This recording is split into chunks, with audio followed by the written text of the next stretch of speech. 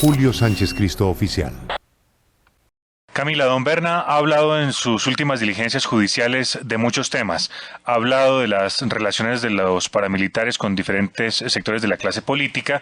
Ha hablado de sus relaciones con las altas esferas de las fuerzas militares, de cómo con la inteligencia militar coordinaron el asesinato de Jaime Garzón, en cuyo crimen, dice don Berna, participaron integrantes de esa inteligencia militar, del DAS, con quienes coordinaron asesinatos de integrantes de la Unión Patriótica en el departamento de Antioquia, y así ha venido haciendo un recuento de cuál ha sido el relacionamiento que tuvieron esos grupos paramilitares con diferentes sectores del país.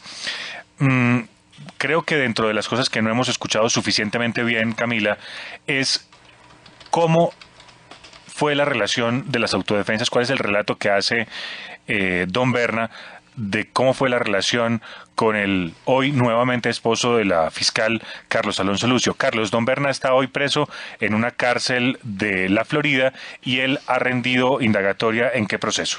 Ha rendido testimonio ante Justicia y Paz dentro del proceso por la muerte del periodista Jaime Garzón Forero. Durante 3 días estuvo narrando los hechos, cómo se llevó a cabo la inclusión o cómo operaban un grupo especial en las comunas de Medellín. Igualmente se refirió a los homicidios de Luis Carlos Galán Sarmiento, Carlos Pizarro León Gómez, José Antequera y otros dirigentes políticos asesinados en los años 80.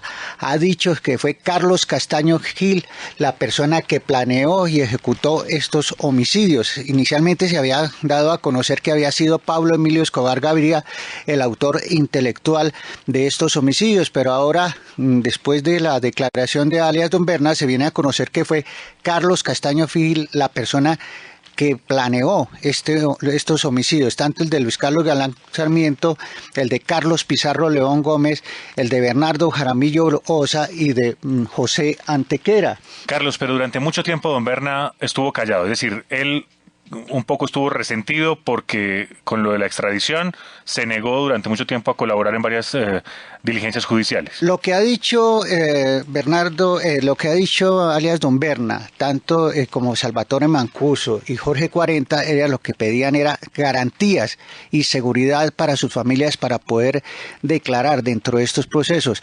Después cambiaron de opinión y este señor comenzó a dar a conocer diferentes hechos, como el caso como les repito, lo de los homicidios de los precandidatos presidenciales en los años 80, e igualmente habló de una relación de integrantes de los organismos de seguridad del Estado con el MAS. Recuerde la muerte, los que después del secuestro de una de las hermanas. Sí, se llamaba Muerte a Secuestradores, fue uno de los primeros grupos paramilitares que se generó en Colombia.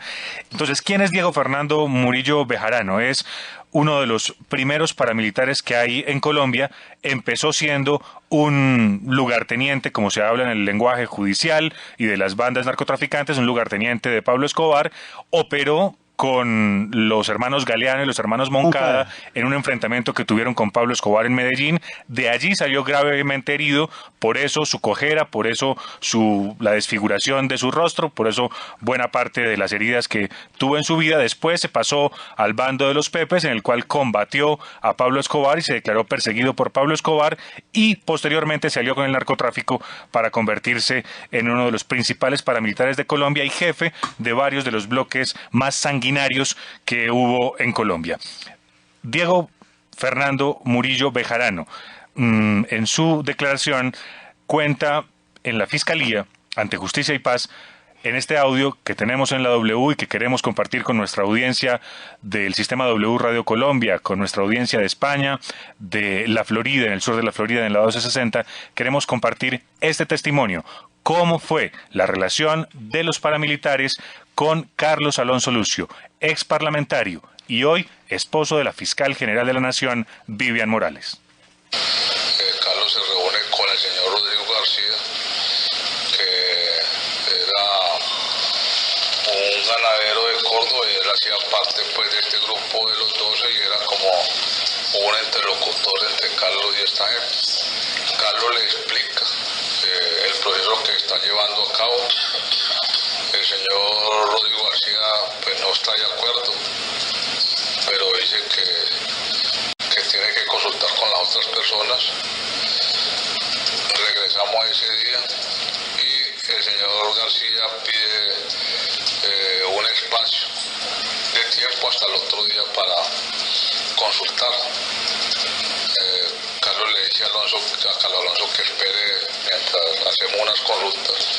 Nuevamente volvemos a hablar con el señor al día siguiente, el señor Rodrigo García. Le dice que después de haber consultado con el grupo, ellos no están de acuerdo en que haya un diálogo con cualquier grupo de la guerrilla, que hay que seguirlos combatiendo.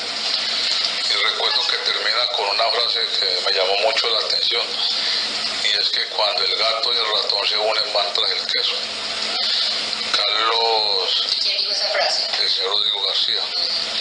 Carlos sale un poco molesto de ese encuentro, porque él esperaba poder avanzar en algún acercamiento con el ELN, y empieza a tomar licor.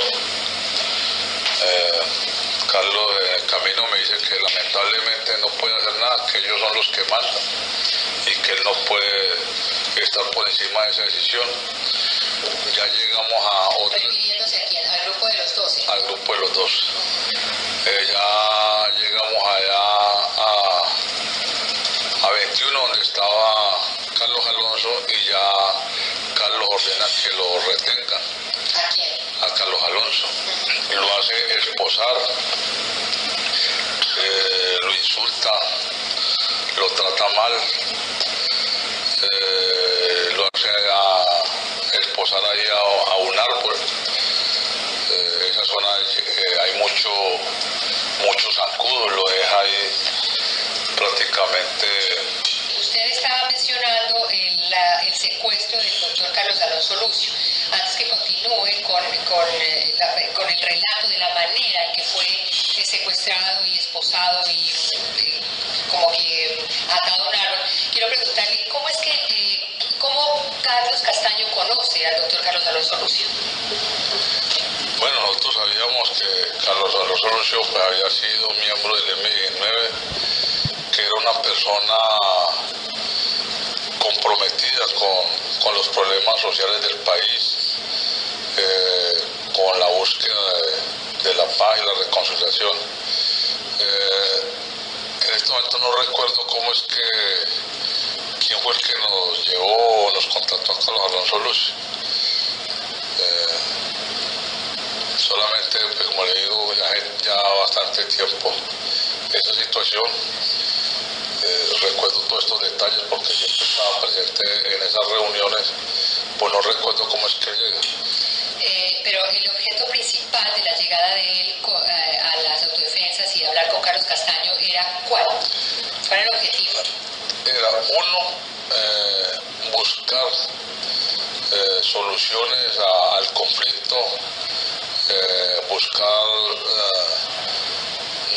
alternativas que nos permitieran salir de esa guerra tan aciaga que acompañaba a nuestro país, y buscar un contacto con el ELN. El señor Carlos Alonso Lucio pues, le dice que él tiene la disponibilidad de servir de intermediario, ya que conoce a algunos miembros del ELN, y ya se empieza este proceso y este diálogo. Desafortunadamente, pues como le digo, después de hacer las consultas pertinentes con el grupo de los 12, esta gente se opone totalmente, y ya Carlos toma la decisión de retener al señor Carlos Alonso Lucio. Lo hace esposar, lo trata mal, lo hace amarrar ahí a un árbol. En esa zona hay mucho bicho, mucho zancudo, y lo deja prácticamente una noche pues, ahí a la intemperie. Le pregunto, antes que continúe, cuando llega el doctor Carlos Alonso Lucio a reunirse con Carlos Castaño y hacer hacer esa labor de intermediación con el ELN, ¿se le ofrece algún dinero? ¿Él cobra algún dinero para servir de intermediario o cuál era el beneficio que él obtenía? Nada, lo hace de manera altruista. Pues yo creo que el mérito o el premio más grande sería, pues como le digo, buscar alternativas diferentes a la guerra. Para mí, Carlos Alonso Lucio es un hombre convencido por la paz de este país, de nuestro país. ¿Cuántas veces estuvo reunido el doctor Carlos Alonso Lucio con Carlos Castaño y con usted? Por ahí estuvo como unas 3 veces. ¿En qué sitios? Sitio que yo le digo que se llama 21, que era el cuartel general, inclusive en una de estas reuniones cuando termina, se quedó ahí en una finca que yo tenía, estuvimos hablando mucho rato sobre la problemática del país, todos los problemas sociales que tiene Colombia. ¿El doctor Carlos Alonso Lucio ostentaba alguna calidad para esa época? ¿Senador? No tenía ningún cargo público. Cuando llegaba, ¿cómo hacía los desplazamientos? ¿Desde qué ciudad para ir hasta Córdoba? ¿Cómo se desplazaba? Bueno, no recuerdo cómo hacía estos desplazamientos. Solo recuerdo que en una de esos viajes a ir al sur de Bolivia a hablar con la gente del ELN, se le facilitó un helicóptero que era de la autodefensa. ¿Usted sabe cuáles efectivamente fueron los acercamientos o las reuniones, las conversaciones que sostuvo Carlos Alonso Lucio con la gente del ELN? ¿Con quién específicamente? Bueno, él nos dijo que se había reunido con Gavino y él expresa la idea. Hay que tener en cuenta que Carlos ya había hablado hacía casi 2 años vía radio con Antonio García y Carlos de ahí manifestó un gran interés en tener un contacto o una interlocución con el ELN, por lo que le manifesté anteriormente, había una identidad política con esa organización. ¿Hubo alguna reunión que programara Carlos Alonso Lucio entre comandantes del ELN y comandantes de autodefensas? En el último viaje, cuando se da la retención, él explica a Carlos que hay que ambientar, digámoslo así, a nivel de mandos medios esa propuesta, e inclusive que existe la posibilidad de que venga alguien del ELN y que de acá se mande a alguien allá como garantía. Se habló de esa posibilidad, inclusive yo le dije a Carlos que con mucho gusto me ofrecía para ir hasta allá en caso de que se diera eso. Ya Carlos ese día le decía a Carlos Alonso que él debe hacer unas consultas también y es donde nos desplazamos a hablar con el señor Rodrigo García. Ya mencionaba usted, además de Rodrigo García, le fue consultada esta situación o esta idea que se tenía más bien de contactar al ELN para un posible proceso de paz. ¿Se le consultó a alguien más? No, eso el señor Rodrigo García simplemente era el vocero o el interlocutor con las otras personas que hacían parte de este grupo denominado Los 12. Él dijo que iba a consultar con ellos y que esperáramos hasta el otro día, que volviéramos al otro día. Al otro día volvimos, ya es donde el señor Rodrigo decía que ellos se oponen rotundamente a cualquier diálogo, que lo que hay es que exterminar a toda la guerrilla hasta que no quede el último guerrillero en Colombia. Y termina con la frase que le había expresado anteriormente. Ya regresamos nuevamente, Carlos empieza a tomar. ¿Se regresaron para dónde? Para 21, para el cuartel general que queda ahí en la zona de Villán de Valencia. Carlos empieza a tomar, Carlos está molesto porque él esperaba que hubiera esa posibilidad de dar ese proceso. Cuando llegamos allá, ya él molesto ordena que Carlos Alonso sea esposado y sea amarrado a un árbol. ¿Eso significa que el doctor Carlos Alonso Lucio se había quedado esperándolos a ustedes en la 21? No estaban esperando. esperando que llegáramos en ese momento. Carlos estaba entonces tomado, borracho, embriagado. Estaba embriagué, empezó a insultarlo, a tratarlo mal. ¿Qué le decía? Que él era simplemente un guerrillero también, que lo iba a matar, a insultarlo, porque las cosas pues no habían salido. Y ordena que lo esposen y que lo amarren ahí a un árbol. Yo empecé a hablar con Carlos, pues, de tratar de convencerlo de que lo liberara. Hubo otras personas que también le manifestaron eso, como es el caso del comandante Mancuso, que Mancuso había ido a una de esas reuniones, y otras personas del Estado Mayor también pues intervinieron de que ese no era el proceso. Carlos anduvo hacía montar a Carlos Alonso en un vehículo, lo trasladaba por toda la ronda, sometiéndolo pues a malos tratos. Y inclusive en un momento sale la noticia en la prensa de que Carlos Alonso está muerto.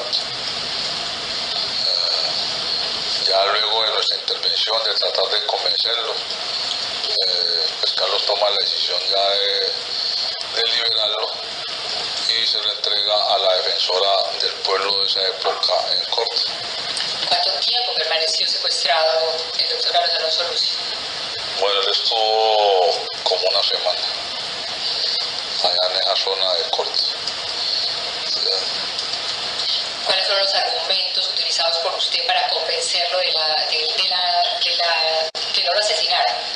Bueno, yo le decía que él simplemente había venido buscando apostarle a la paz, que era un hombre convencido de que la paz es posible en nuestro país, de que no haya necesidad de ejecutarlos. Las otras personas también le dijeron lo mismo.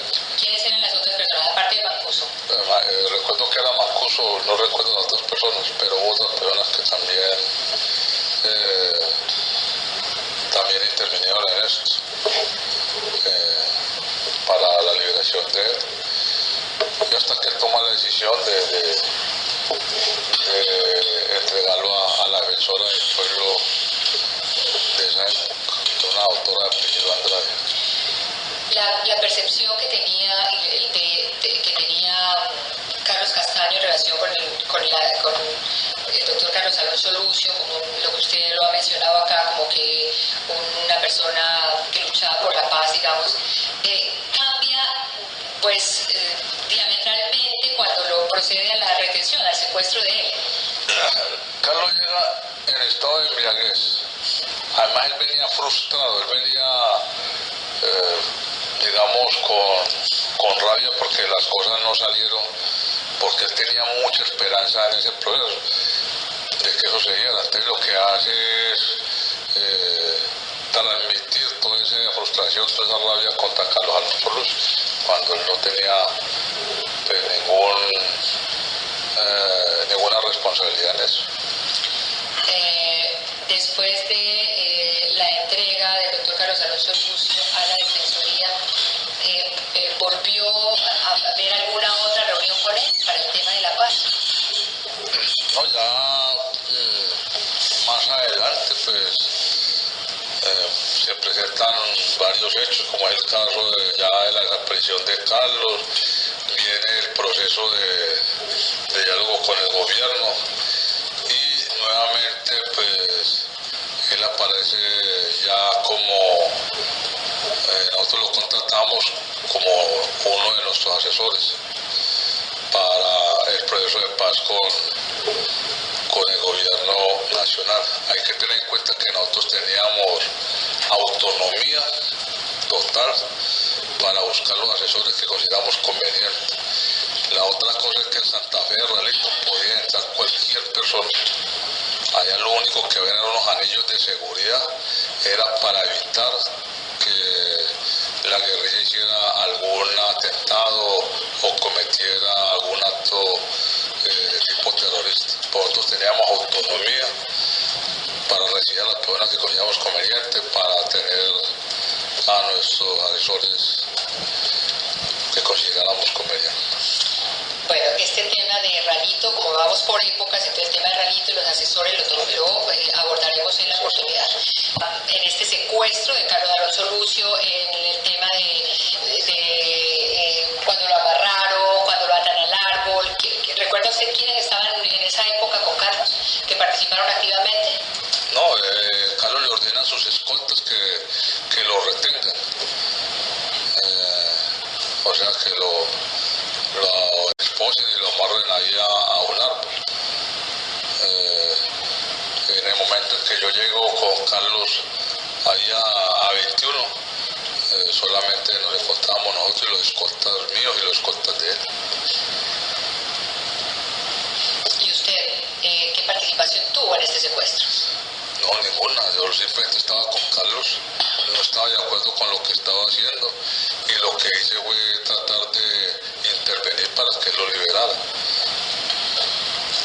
Bueno, en este caso pues no tuvo nada que ver la banda de la terraza. No, nada de eso, nada.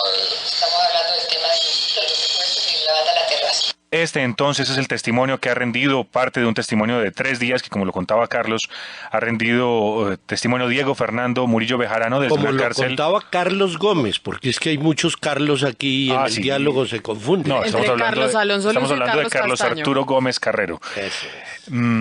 Es el testimonio de Diego Fernando Murillo Bejarano desde una cárcel en el sur de la Florida, y en el cual relata los hechos en los cuales se conocieron Carlos Castaño y también Carlos Alonso Lucio, cómo fue el secuestro de Carlos Alonso Lucio, cuáles eran las gestiones que estaba adelantando para un supuesto proceso de paz con el ELN, un acercamiento, y cómo uno de los que alias Don Berna considera uno de los padres del movimiento paramilitar en Colombia, Rodrigo García, uno de los grandes ganaderos de Córdoba, se opuso a esa posibilidad, y ese que era un apoyo necesario para que esa gestión pudiera desarrollarse, truncó esas posibilidades. Doctor Casas, Don Berna establece que Rodrigo García, junto con otra persona que en este momento es un difunto y en consecuencia pues no puede rebatir lo que este señor está diciendo, que es el doctor Pedro Juan Moreno Villa, son, según él, parte de un grupo de los que se ha denominado los padres o los grandes apóstoles del paramilitarismo en Colombia, de los cuales, digamos, se ha mencionado a un ex general de la República, o a dos, a un jefe ganadero, a un dirigente político, en fin, pero este sería uno de ellos, y este aparentemente fue el que truncó esa posibilidad de un diálogo, de un acercamiento entre las Autodefensas Unidas de Colombia, que era como se conocía ese grupo en ese momento, y el ELN, en unas gestiones que estaba adelantando Carlos Alonso Lucio por autorización de las partes, e incluso usando, como bien lo dice en este testimonio, un helicóptero de las autodefensas. De toda este testimonio que hemos recibido, vale la pena solamente hacer énfasis en, bueno, para las autoridades hacer énfasis en todo y comprobar la veracidad de estas afirmaciones, pero se nos queda para recabar en ello, y por si acaso la fiscal quiere hacer algún pronunciamiento sobre esto, esta partecita. Nosotros lo contratamos como uno de nuestros asesores para el proceso de paz con el gobierno nacional. Don Berna entonces reconoce que lo contrataron para la gestión anterior, para lo del ELN, habla de que fue un gesto altruista por parte de Carlos Alonso Lucio, mientras que en este caso lo del tema de Ralito, el proceso de paz o de reinserción que tuvieron con el gobierno de Álvaro Uribe, dice Don Berna, Carlos Alonso Lucio fue contratado, y sobre ello pues ya vendrán las investigaciones correspondientes o las explicaciones correspondientes por parte de la Fiscalía. Esto hace parte de una diligencia judicial mucho más amplia y hace parte, repito, de los testimonios que este señor, que es uno de los más sanguinarios jefes de las autodefensas, ha rendido después de mucho tiempo de silencio que se produjo básicamente por su extradición a los Estados Unidos durante el gobierno de Álvaro Uribe. ¿Qué tanto sabíamos de la existencia del señor Rodrigo García? Sabemos muy poquito, doctor Casas, como sabemos muy poquito de esos padres del paramilitarismo que están mencionados en un libro de Carlos Castaño, escrito por el periodista Mauricio Aranguren Molina, en el cual se habla de unos 6. En realidad, don Berna cree que son más y pues por eso se ha hablado incluso de los 12 apóstoles, no del grupo paramilitar de los 12 apóstoles del norte de Antioquia, incubado en el municipio de Yarumal, sino de unos grandes patrocinadores de la causa paramilitar que no estarían uniformados, sino que estarían camuflados en la sociedad civil, en el gremio ganadero, en la política, en el gobierno, y de los cuales es de lo que no hemos sabido. El problema es que los jefes paramilitares hasta ahora solo nos han dicho los nombres de los que están muertos, no de los que están vivos. Acompáñenos en el canal de YouTube @Julio Sánchez Cristo Oficial.